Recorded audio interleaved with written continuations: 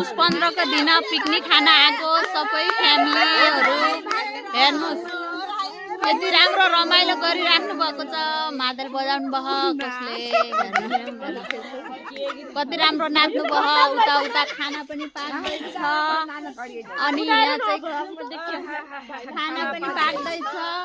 हजुरहरुले चाहिँ भोलि ट्याक ट्याक ट्याक हेरेर लाइक शेयर कमेन्ट गर्नु होला है सब्स्क्राइब प्लिज च्यानल को हस्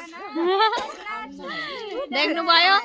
अनि हामीले अलिअलि पैसा कमायौं भने यस्तै पिकनिक खान काम लाग्छ के हेर्नुस् हेर्नु हाम्रो मेनहरु उताबाट खाना पकाउँदै हुनुहुन्छ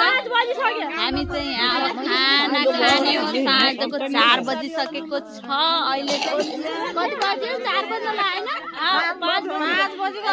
5 बजिसक्यो अहिलेसम्म हामीले चाहिँ खाने